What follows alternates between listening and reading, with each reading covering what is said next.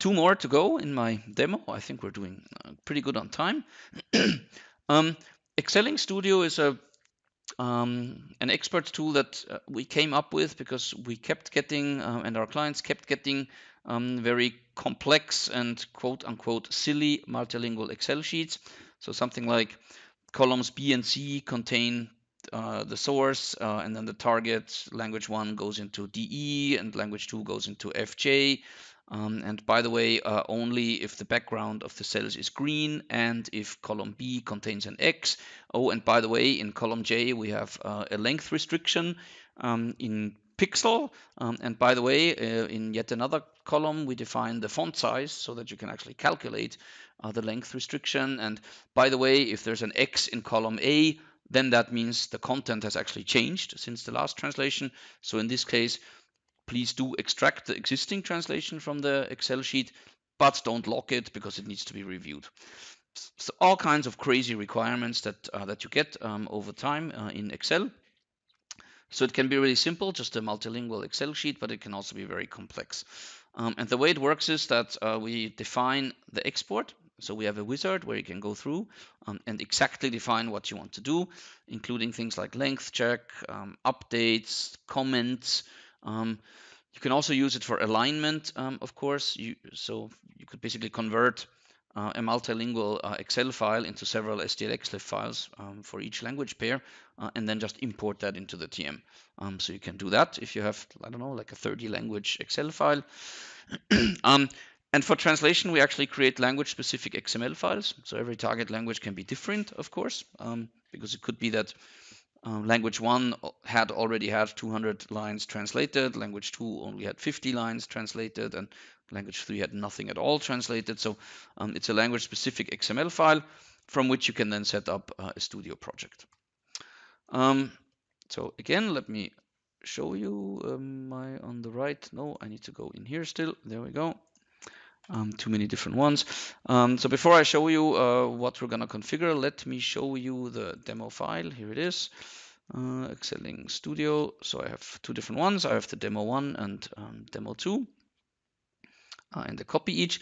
I'm going to open it in my unlicensed Excel.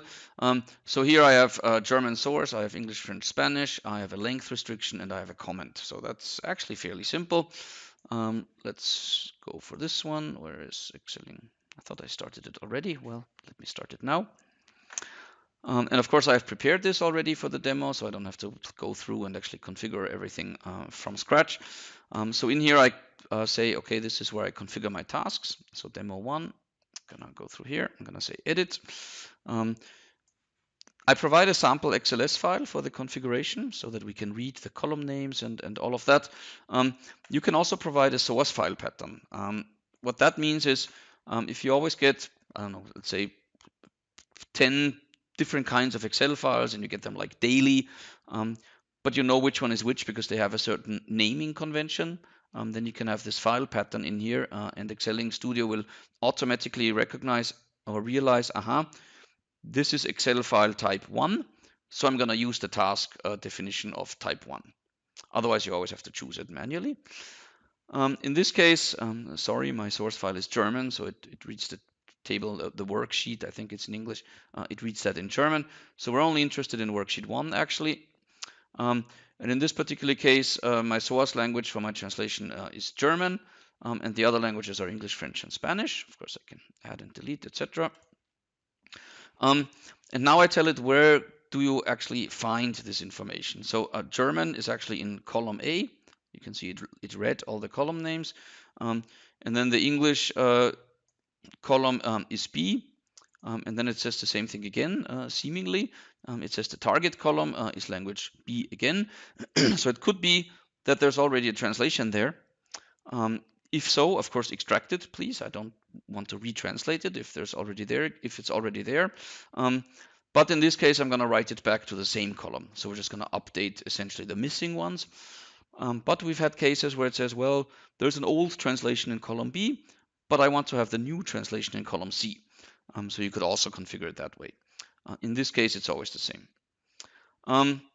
We don't have multi-line segments in this particular case. We don't want to restrict anything. We're just going to extract everything.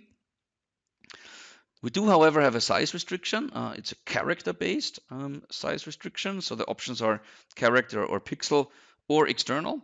So we've had clients that have like a external width calculation tool that they have created. We can isolate that as a Visual Basic code or whatever and plug it in here. The advantage of that is that then the length check is of course done in Studio. Yeah, so you don't need to wait until the Excel file is finished and then we calculate and check the length. But we actually do that in Studio already so that the translator interactively will get the message, sorry, this text is too long, please shorten it. We don't have a height restriction in this case, so it's only one line, so there is no height. We do have comments, it's in column F, and we don't have any of the other stuff, so I'll get back to that later. So we have actually created the task, and then what I'm going to do is I'm going to export this. So I'm going to take where's my demo file, Excelling Studio. I'm just going to throw that on here. I'm going to say the output should be on my desktop. I'm going to create a new folder to put it in here. And since I did not define a template, I actually have to manually say and use this task for the extraction. And then I'm going to click on export, and that's it. So it already exported this successfully, and it should now be here, new folder 2. So you can see we got a log file, so it tells us what exactly it did. And it creates an XML file per target language. And from this, we can now create a Studio project. So in here, I can then say create a new project, default template, whatever. And then a nice thing also is if I now, okay, that's too bad. I don't have a template that actually matches that. Or maybe I do. Let me just jump back briefly. I might actually have a template here.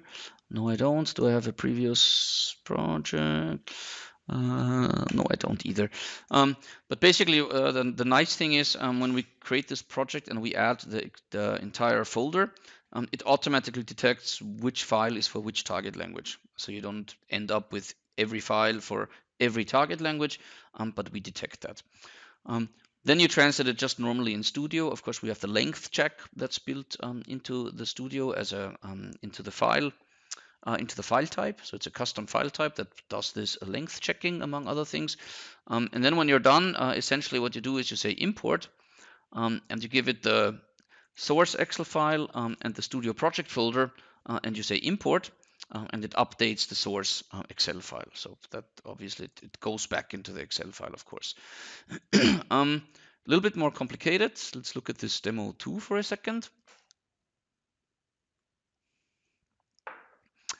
Yeah, so you can see this is a bit more fun. So to start with, it's not only one line, but for instance, this text here is actually 2 lines. So is this one, but then this one is only 1, and this one is 2. And you can see that because the ID changes. We have a max length, we have a comment, we had all that. We have a column here that's called check translation. So if that contains an X, even though there's something here already, we don't want to lock this content. This content we just want to lock, put it in the SDL file, but lock it, don't bother. But this one, please don't lock it. Maybe even make it a 97% match so that the translator knows this needs to be reviewed. And then, of course, we have some stuff that is completely new. This is also interesting. So here the client said, if it has black background, I don't want to translate it into this particular language. So this is not uncommon. LSPs among you will say, oh yeah, we get these all the time. We actually have some printouts of Excel files on like A4 that you can put up on your wall because it looks like modern art. So this is quite common, but we can configure most of this with Excelling Studio. So let me show you what we did here. I have my demo 2. Again, only worksheet 1. Again, I have my languages. That's all pretty simple. But now here, we actually say we have a multi-line segment. So I want to merge several lines into one Studio segment. And I can tell that a new segment starts because there is a new ID in column A. We can also do several columns. So if you, in this case, we have 2 or more lines that form one joint segment. But you could also do this with 2 or more columns, and then we would just say, well, it's always, I don't know, 2 additional columns or something like that.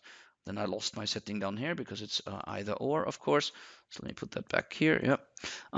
I don't want to restrict the extraction, so just extract everything. But we could, for instance, also exclude hidden rows, or I don't know, some ranges where we say I don't want to extract, I don't know, lines 1 to 375 because they're all done already. Then for the target language, we have a size restriction based on character, but not counted individually, but joined together as a segment. We put a new line character there so that the translator understands, it's a 2-line segment actually. And the width restriction itself is then found in column C. By the way, we could define a regular expression. So for instance, if it's not just a number, but it says some weird thing like, please only translate XYZ characters or something silly like that, you could put that into a regex as well. We can also say it shouldn't have more than, in this case, 2 lines height. Again, you could read that from somewhere. You could automatically wrap it, all kinds of stuff. Comments we've had already. We don't want to trim white spaces, but what we want to do is we want to not write the translation, or as a matter of fact, not even extract the source text for these languages, because it makes no sense to translate something and then not write it back. So in this case, everything that's black, please don't translate into that particular language. Or it could be the other way around. Of course, then the first one goes away. So it's either restricting, it's either disabling or it's enabling only for a particular color. Also, we want to export existing translations. But we want to, we can say, okay, give this 3% penalty for all the ones where the column check translation contains the value X, for instance, except for segments 200 to 237 or something like that. All the ones that are actually okay, so where we don't have an X, we want to approve and lock them. And again, you could still further detail that. And then I think that was pretty much it. Yeah, we're done executing or defining that. And then the sequence is the same. So I just say export this. I throw it on here via drag and drop. I create yet another new folder. I click export and I get the same thing. I think you get the idea here. So that's SDL Studio. So I think oops, where did my PowerPoint file go? I think the use cases are clear, or rather I had them in here already anyhow. So it's these wild and silly multilingual Excel sheets that become parsable and translatable with this tool.